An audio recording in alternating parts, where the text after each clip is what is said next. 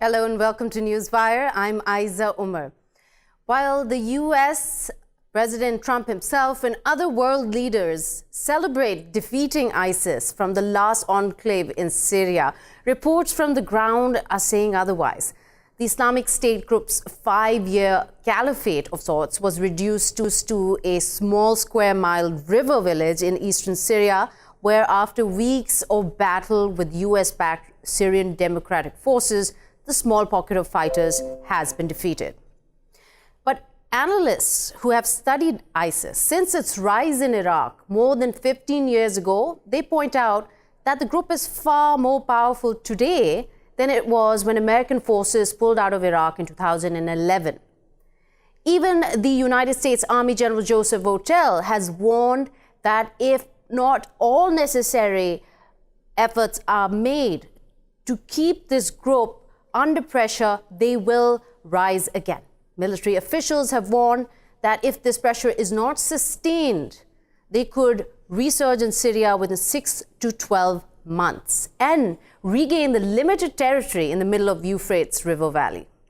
Now, this is especially problematic when we consider that latest reports warn of ISIS planning attacks in Europe.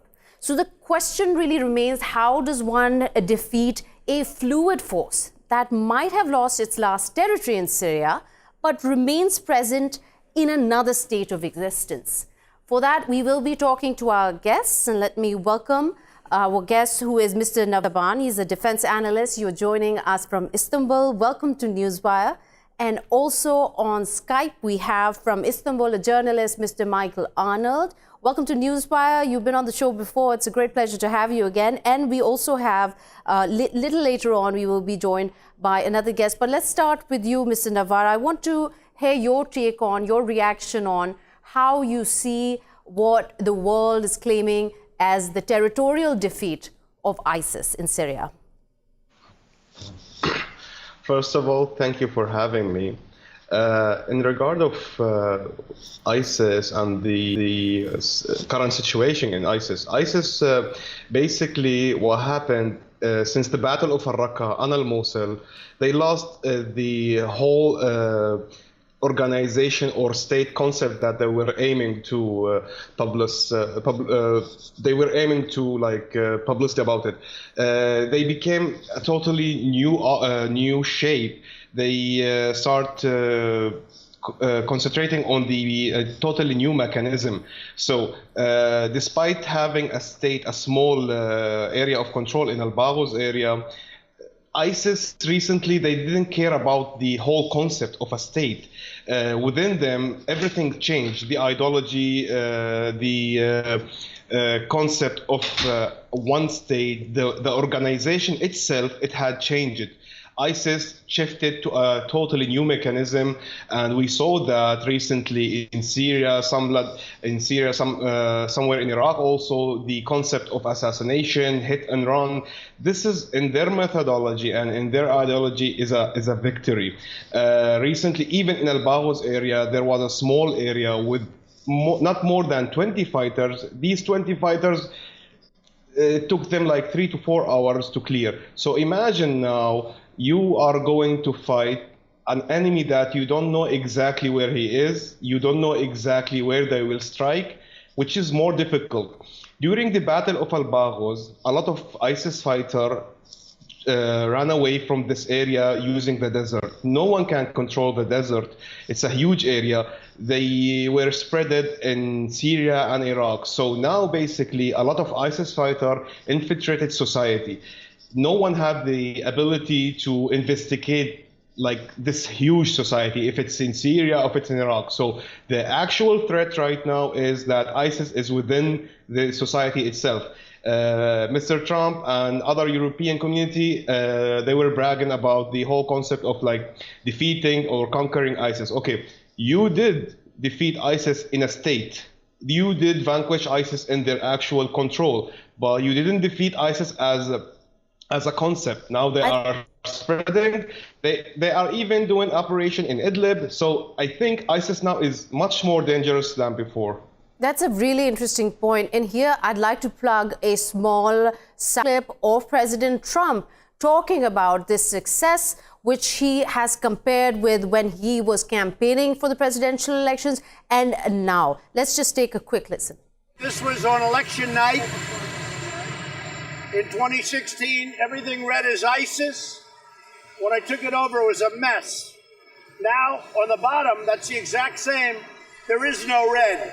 So while talking to reporters in Florida just a few days ago, he holds up this map which shows essentially that majority of Syria is under ISIS control and also parts of Iraq, and how now that has gone down considerably.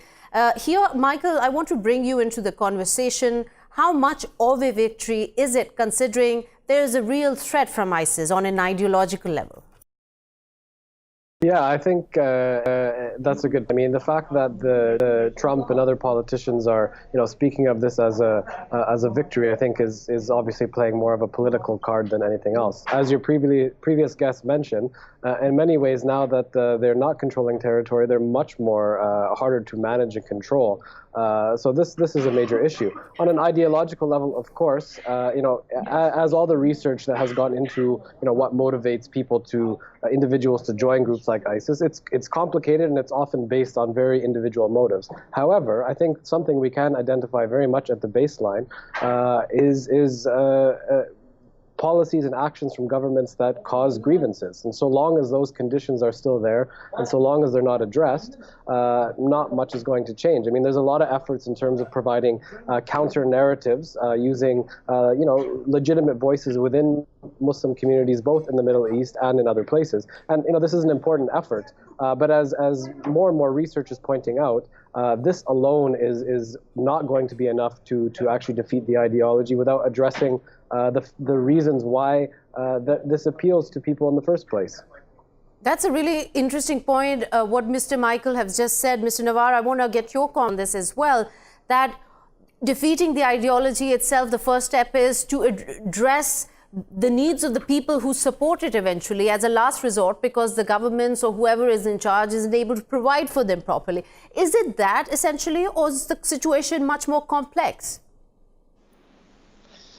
It's very. I agree with our previous guest, Mr. Michael. The situation is very complicated now in all the area that ISIS used to run in regard of the society and people who used to live in it.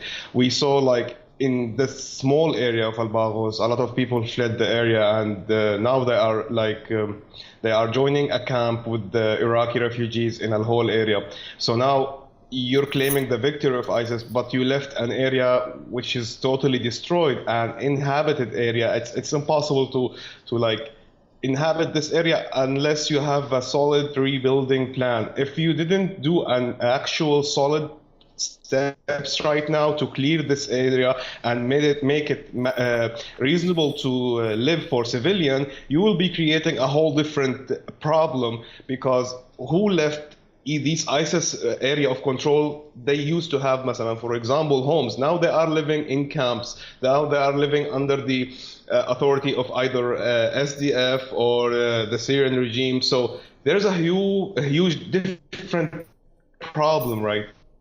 So you need to deal with the areas that, So journalists on the ground have also, I just want to add to that comment, have reported that those areas, as you mentioned, not 100% of territorial areas have been seized from ISIS. And here, Michael, I want to ask you this also, is that right after the fall of Baghuz, one of the fighters of ISIS, Abu Hassan al-Muhajir, he came out with an audio message where he essentially said that the caliphate is not fallen yet and that it is not finished yet, and ISIS is still going to go ahead strong. Now, with this kind of, obviously, a lot of it is ideological, a lot of it is just promotional. But when a pen drive was found, a flash drive was found with information of ISIS plans to operate in Europe, it really raises concerns. Is that a realistic concern to expect the way they operate, or is it, again, not a priority for the ISIS to operate away from the Middle East?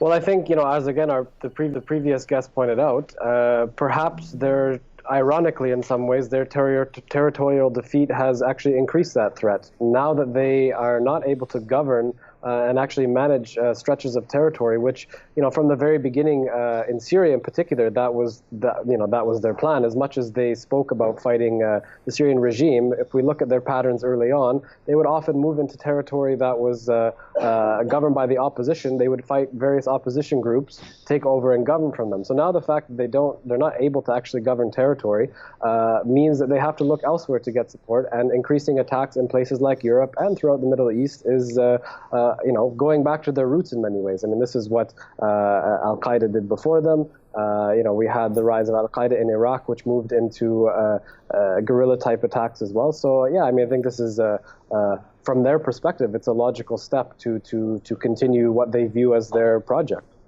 And Navvar, also at the height of their power in Syria, there was a point where they ruled over 8 million people almost, and they were through extortion, through oil, through robbery, kidnapping, were making billions. So obviously there is a concern that there's no dearth of resources, no dearth of financial support for these extremists. How much of that plays into the narrative that ISIS has been eliminated and it is no longer a real threat to Syria? In regard of this, going back to Al-Raqqa, and when they lost areas in Atanbur, in Palmyra, they lost a lot of their income channels, just such as the oil field and gas field, the main one. But ISIS was able to create some kind of connection with different parties from the area of SDF control, the Syrian Democratic Forces, with the regime, with the Iraqi government. They were able to have some kind of connection with different broker to keep the money flowing, arms deals, even when the regime, when they were controlling the oil field, they made deals with the SDF and with the regime. So in regard of their income, for their new method and their new tactics, they don't concentrate exactly on the amount of income they have. Now ISIS, they don't have a full state. They don't have civilian to serve or to provide any kind of services for. ISIS have it easy from all kind of way. They don't have a state. They don't care about having an organization providing services. They only care about conducting a hit-and-run operation, either in Syria or in Iraq, or maybe we can see it in Europe. But currently, they will focus on Syria and Iraq. Just the last month, during Al-Baghuz area, we witnessed more 40 assassination attempt in SDF control area, which was far from the Baghuz area. So, here's the most scary thing. They were under attack in Al-Baghuz area, in Deir el-Zor, and they were conducting assassination attempt or IEDs hit in Al-Hasaka and Al-Raqqa, far away from Al-Baghuz. So imagine right now, they don't have to worry about their defending their area because they lost it. They can concentrate, and they don't have to worry about their income. They are worrying about who to kill and where to kill. Right. And Michael, also I want to bring in these stakeholders, the regional stakeholders. Turkey, Russia are playing a crucial role here, their involvement in Syria's future.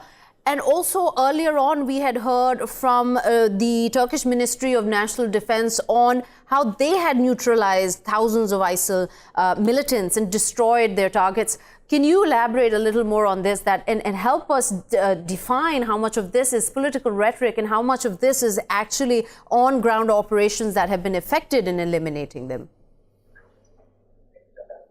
Well, I think, in the Turkish case in particular, their two cross-border operations were very effective in removing, again, ISIS territorial control from those areas along the border. There's no doubt about that.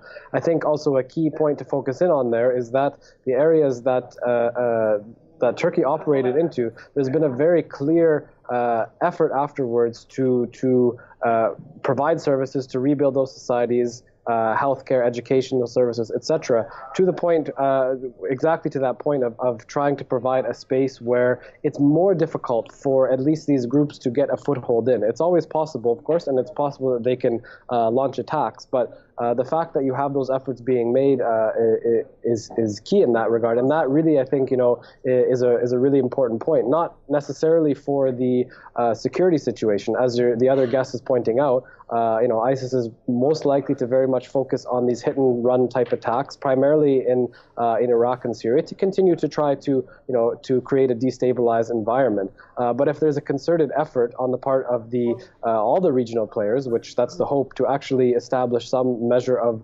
stability in these areas, then hopefully we can not see the group be able to get a foothold. And just on that point, I think it's important to point out that there's obviously some double gaming going on in this respect, right? I mean, we have, coming from the Americans in particular, a rhetoric of wanting to enhance stability in regions where ISIS has been removed from. However, their support for the SDF and its YPG element causes some very serious concerns in those areas, particularly as it regards to inter-ethnic relations, etc., which could also foment instability. So the approach has to be genuine if we truly want to see stability in those areas. Right.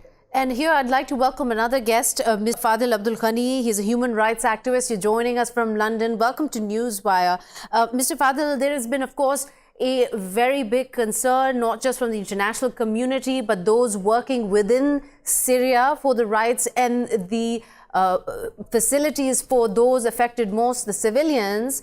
It is one of the largest humanitarian crises. And as we see Baghuz coming down, there have been an onslaught on the refugee camps with civilians.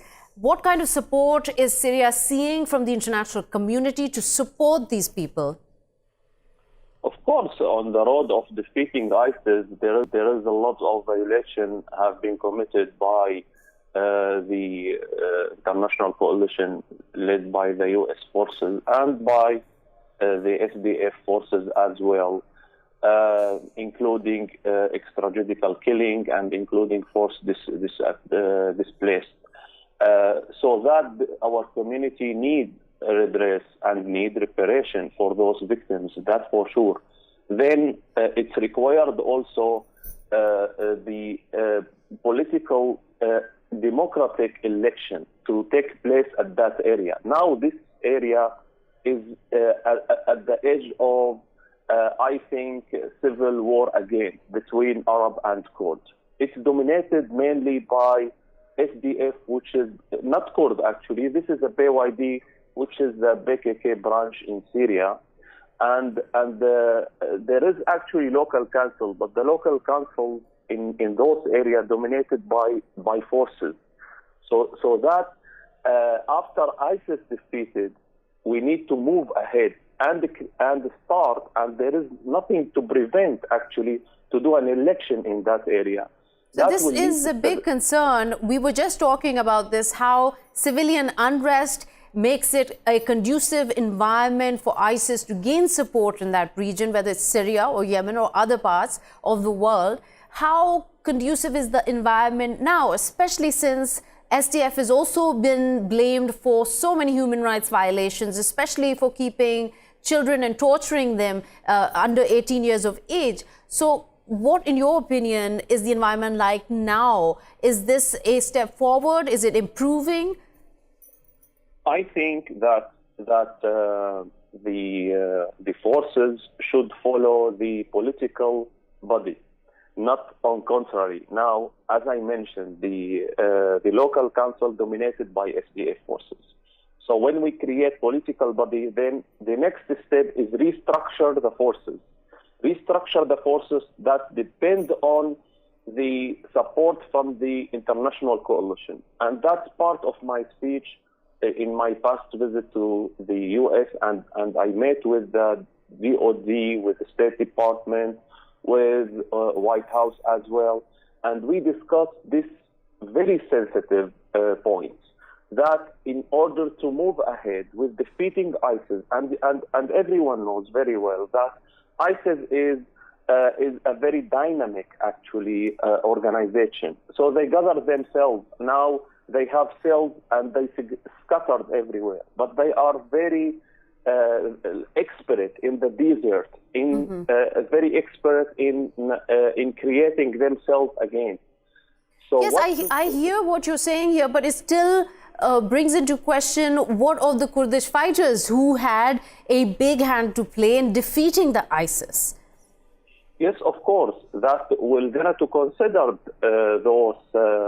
their sacrification and their what they did to the Syrian community, and will include them. No one said that we're going to exclude them. That they will be part of the forces, will be structured again. But these forces should follow the political body. That's their procedure. Otherwise, the instability will remain at that area. It will remain in ISIS feed by instability. Absolutely. And Michael, what do you think that whether including the Kurdish fighters in this political process will be the answer to resolving the unrest, considering they are still considered very strongly by the Turkish as terrorists? I think the reality is that all parties that have a stake in the area are going to have to be included. But again, I think it's important to point out here that at least in terms of the Kurdish political groups, is that there are also there's a multiplicity of them, and in particular the YPG elements have made very strong efforts to also keep those elements down. So of course, any kind of movement forward is going to have to involve all parties, so people from the Arab community, the Turkmen community. And when we speak of genuine commitment to the cause, Navvar, I want to get your comments on this, especially seeing President Trump celebrate this victory very vociferously in the media amongst his followers. How do you take it? Do you see a little bit of political campaigning there, or maybe making mountains out of molehills? Is the reality too stark away from what he's actually saying? I see a huge PR stunt.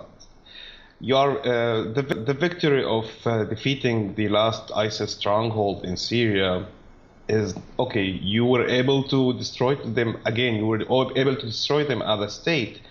But what's the cost in that? You had the ability as a huge country with tactics to at least try to maintain them, to reduce the amount of losses with its civilian, with its infrastructure, in all different ways. Even the security measurement after the battle ended. Are you willing, or are you capable, or are you prepared to handle any security threats? You were planning to pull up your forces from the area, leaving the area under the control of the SDF PYD that other countries have issues with, and even Arab civilians have issues with. So the whole area is a disaster. It needs a lot of concentration. It needs a lot of the area is destroyed. And civilians are on camp. They are not planning to live in camp again. The whole situation, if they were under harsh circumstances, ISIS will take advantage of this again, and we will see ISIS Volume 2 once again in a whole different shape. So what happened? What exactly Mr. Trump did was a huge PR, and the way he tweeted about it, it was just like to brag that he were able to destroy ISIS as a state. But it's totally different. Okay, you can celebrate the vanquish of ISIS as a state, but you have a lot of things to deal with right now: security measurements, civilians, infrastructure. The problem with different proxies in Syria right now. Absolutely, a lot of proxy wars going on, and like you said, President Trump's PR campaign almost seems to celebrate the decision that he announced in December that we are withdrawing from Syria. And with that, we've unfortunately run out of time. So I'll thank you all for participating, Mr. Michael, Mr. Navvar, and of course, Mr. Fadel. We'll take a quick short break. We'll be right back.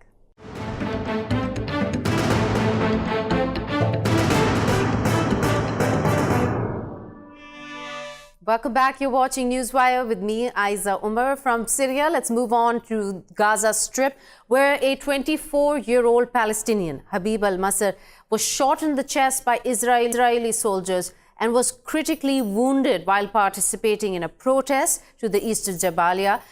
But a few days later, he succumbed to his wounds and passed away.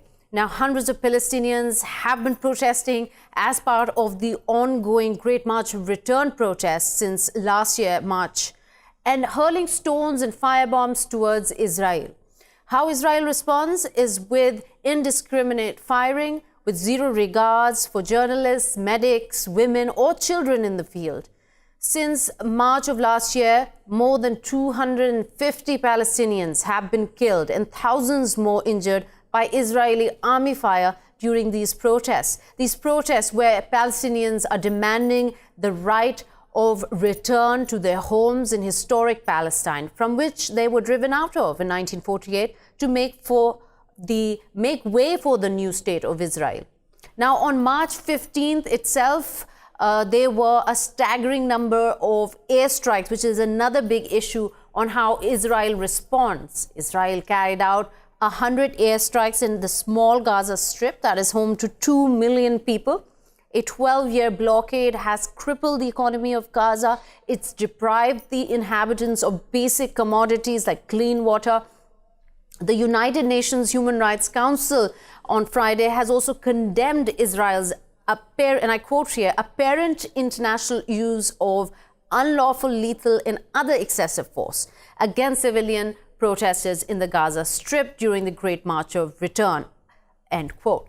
Now, besides these ongoing assaults that we see by Israeli forces on unarmed civilians, there is, of course, that big contentious issue of biased reporting or even the lack of reporting, as there exists a very strong Israeli lobby on what goes on the media in terms of reporting from Gaza or the West Bank, basically anything to do with the Palestinians. And for that, we will be talking to our guests, two of whom have joined us from Gaza itself. I'd like to welcome Mr. Yousef Ghaben, who is a journalist, and also with us is Mr. Tayseer Mehasen, who is a Vice Chancellor of Council on International Relations of Palestine from Gaza. Thank you so much to both of you for joining us here on Newswire. I want to come to you directly, Mr. Tayseer, about the stance that Israel takes of avenging burning balloons or rocks with airstrikes. First of all, thank you very much for hosting me, as I thank you for putting forward this important topic.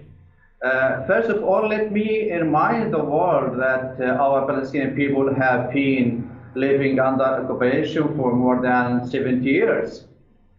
Since the establishment of the occupying state of Israel in 1948 on the land of Palestine, and it is killing and terrorism against the Palestinian people for more than 12 years. The occupation state has imposed a strategic siege on the Gaza Strip, which has an area of about 350 square kilometers and has more than 2 million inhabitants, the most density population in the world. The siege has prevented the Palestinians in Gaza from traveling, treatment, and obtaining most basic needs. Poverty, disease, and unemployment, which have reached more than 60%, have increased. And serious diseases such as cancer have increased due to the Israeli occupation of internationally prohibited weapons against the Palestinian people and in Gaza. That means the Palestinian people in Gaza and West Bank also is suffering from the main thing, which is occupation. In Gaza, since more than 12 months, the people is starting, which we call now, and Great March. Great March of Return.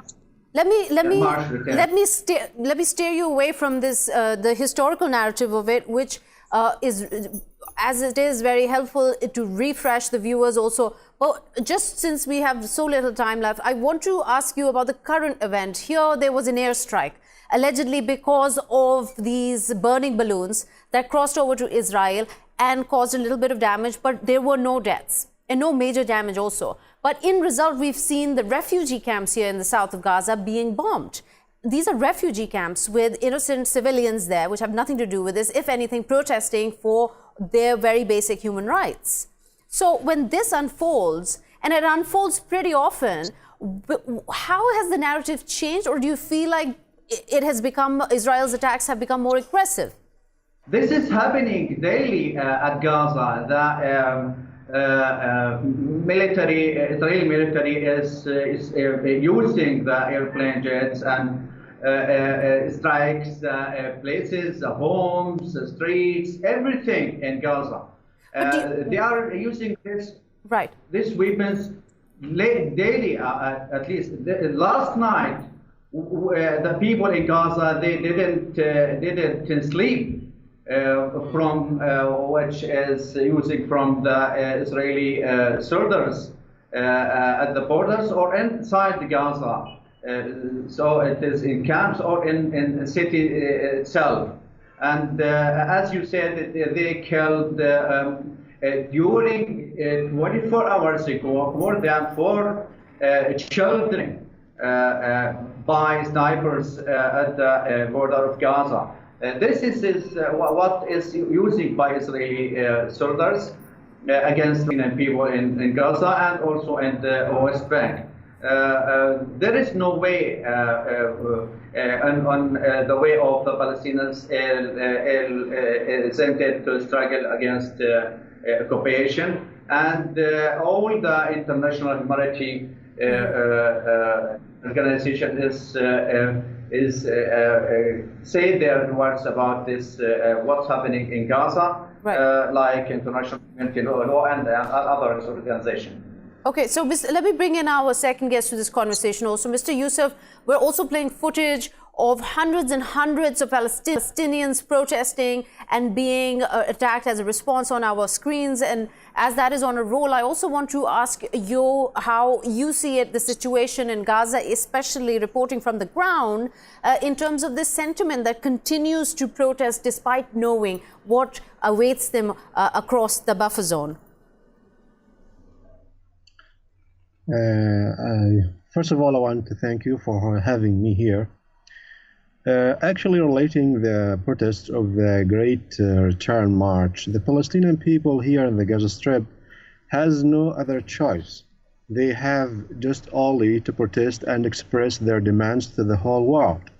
And you can imagine when you put a human being inside an open air prison for 12 years till now, and just he has no life.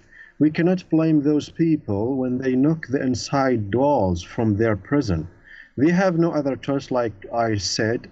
We have here in the Gaza Strip, the life is catastrophic. We have 80% of the people are unemployed. We have no medical services. People are seized, no travel, no treatment, no hope in the horizon for those people. So the only choice for the Palestinian people here in the Gaza Strip is to continue protesting on the borders of their prison, which is imposed upon them by Israeli occupation since 2006.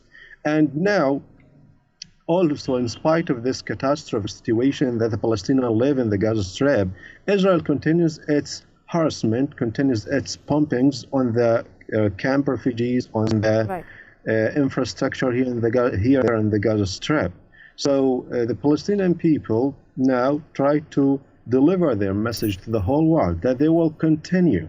And if you asked me about what's next, no one knows what's next. The Palestinian people is so angry, is so desperate, and those people have to have the only choice to continue their protests in order to get their liberation. It's almost like as if they've given up on life and they don't have anything left to lose. Now here, it's a very obviously a humanitarian crisis of the highest order. Now, when we see international organizations, when we see the United Nations Human Rights Council come out and condemn Israel's in use of excessive force, what they call unlawful lethal force against civilian protesters.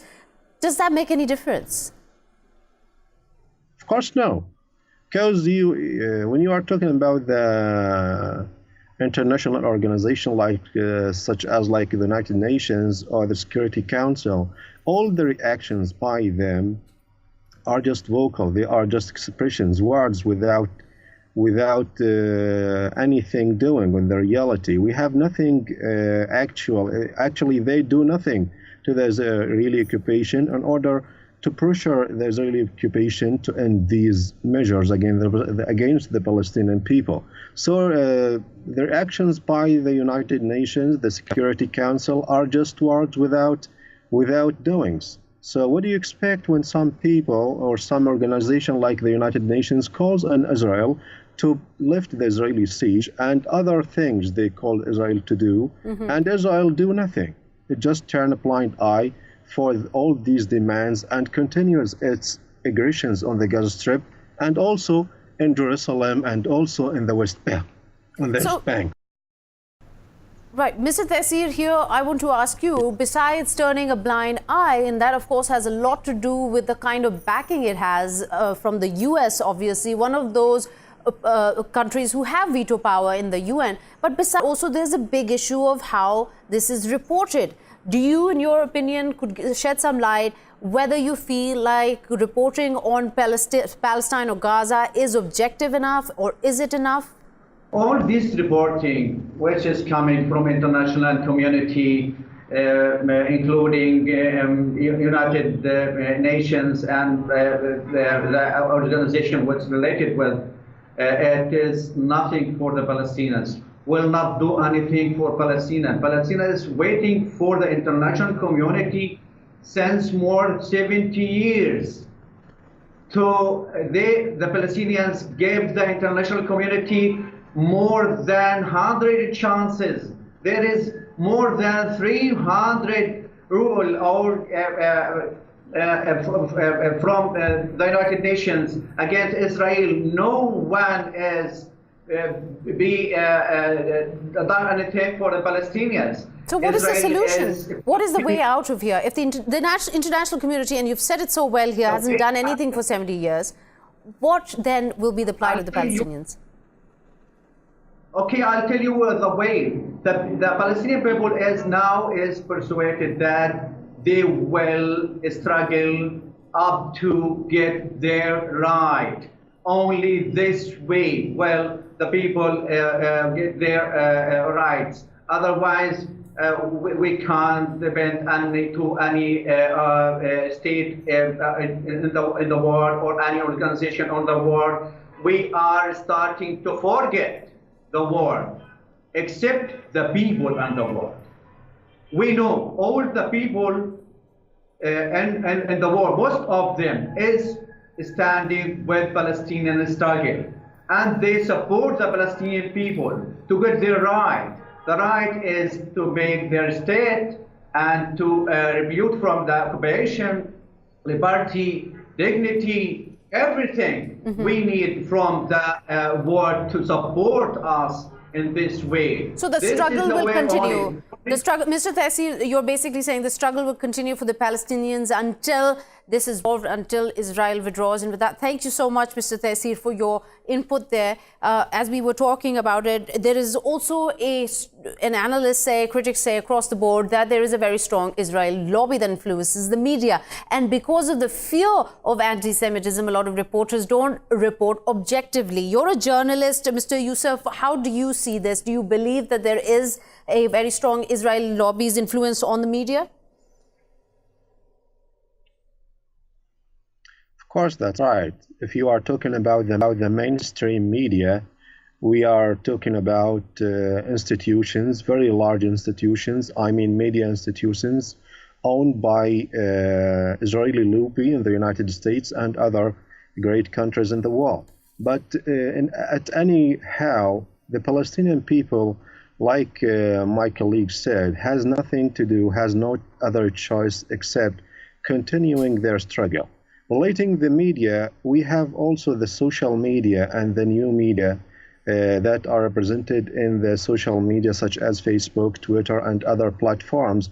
And I think the Palestinian people have new outlets to the world through these platforms and through these alternative media outlets. And I think we start making some change in the awareness of the world according or relating to the Palestinian cause. What we have to do is just to continue reporting what's really happening on the ground and expose the Israeli crimes against the the Israeli occupation in Jerusalem, in the Gaza Strip, in the West Bank. And I think it's the only outlet we have left by the social media and the new media that are not controlled by, to some extent, by the Israeli lobby in order to deliver the Palestinian narrative to the world and expose the Israeli crimes. All right. That's the only choice we have. The only choice to continue reporting. And so I'd like to welcome another guest, Mr. Moin Naim, is a political analyst. You're joining us from Istanbul. Welcome to Newswire. Mr. Moin, Pakistan has played a crucial role in addressing the Palestinian conflict in various agendas in the UN and in Geneva after a 4-week session. Again, Pakistan, on behalf of the OIC, made a major move on this, made resolutions were passed. Could you highlight for us what that agenda was, what was in the resolution? Yeah, in fact, the Pakistani and all Palestinian friends in the UN was trying to force the Israeli aggression against Palestinians, especially the last week. And the decision was taken in the Human Rights Session Committee, saying that the Israeli occupation used killing forces or killing innocent people with no reasons. Yeah, the decision was taken by the support of the Pakistani and other Palestinian friends countries in the Human Rights Committee against the Israeli occupation. But the problem is that this is not the last or the only decision against the occupation aggression, but there are tens of decisions have been taken in many committees in the United States, United Nations, and the other international communities. But the problem is that the Israeli occupation had no action regarding those decisions. They don't obey any rule or any decision. The problem is that the Israeli occupation, with the support of the supreme country, the United States of America, don't care about any decision taken because they know that there's no regulation act after the decision is taken.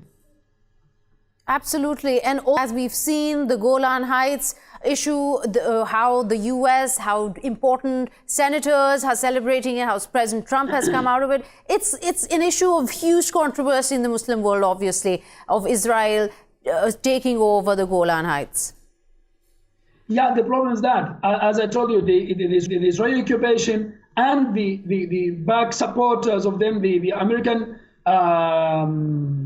government, let's say, they don't care about the war. They don't care even about the rights. They believe only in power and force. They feel that as much as we strong, as much as we can do whatever we like.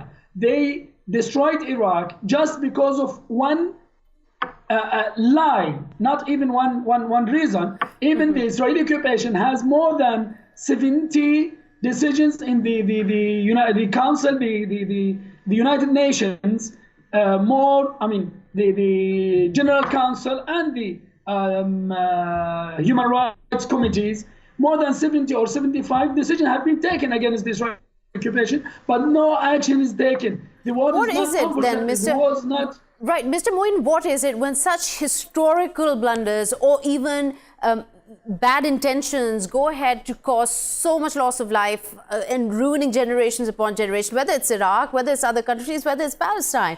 What is it that it doesn't leave a lasting impression, is it? Does the media not report it accurately? Where does it get lost in translation? Of course. First of all, unfortunately, the government which supports the Palestinian issue, the Palestinian people, the Palestinian rights, have no ability to have an action. This is one. They just to face the American power in the Middle East, and no, they don't have the ability to face Israeli occupation lobbies in the region. Secondly, the international media is controlled by the Zionist lobby in the world. So all strong media, mainstream media, does not even mention what happens in Palestine. For example, today or in the last 2 months, and especially this night, the Palestinian prisoners who are who must be dealt according to the Geneva war prisoners rules, they are attacked daily in their prisoners. They are attacked daily in collective camps in Israeli by Israeli occupation forces. But unfortunately, no action is taken against the Israeli occupation. The problem is that no action ability in the regimes in the region. No media is considering the actions, the crimes against the Palestinians, the Palestinian people, and last of all the region, by many reasons, is concentrating on their own business and on their own issues. For example, before the Arab Spring, we were waiting for the Syrians, the Libyans, the Egyptians, the Sudanese to be walking the streets for the Palestinians. But now, unfortunately, everyone is caring about his own issue because they are, again, by the same agenda, the same propaganda, they are attacked by the same power. Now, here I want to read out something, a quote by an Israeli member of government. He was the ambassador to South Africa, Mr. Ilan Baruch. He also resigned from the Foreign Service because he felt that he could not support or represent Israel's policies, government policies. And here he said about media censorship, quote, the Western media narrative has been dominated by Israel during the 70-year conflict and remains so. This is something when an Israeli comes out and talks about this, and that too an former ambassador, it really is a big red flag on how there is so much biased reporting when it comes to the conflict.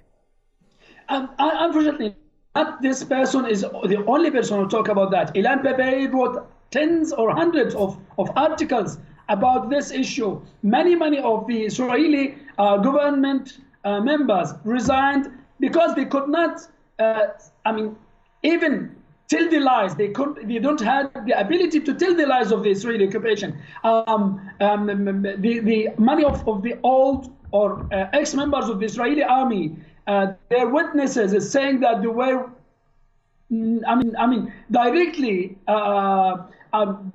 killing the innocents for fun or killing the innocent Palestinians for nothing. But unfortunately, again, the same point is, we come back to the same point. No ability to action and no media is supporting. This is the problem. The world is not fair. The world is not dealing with the human rights or the laws. The world now is dealing with the issue from the point of, the strong view, the power point of view. This is the world that what the United States, and especially during the Trump era, will be facing. They don't. Golan Heights is in about 15 resolutions in the United Nations. Right. It said that it's unoccupied areas. Right. Even the United States itself said that. But so this remains a big issue. It remains a big issue. Unfortunately, I have to cut you off. We've run out of time and reached the end of the show. Or whether or not the world takes a stand against Palestinians or the US continues to provide support for Israel as it carries out war crimes. And with that, this is the end of the show. We will see you tomorrow. Till then, goodbye.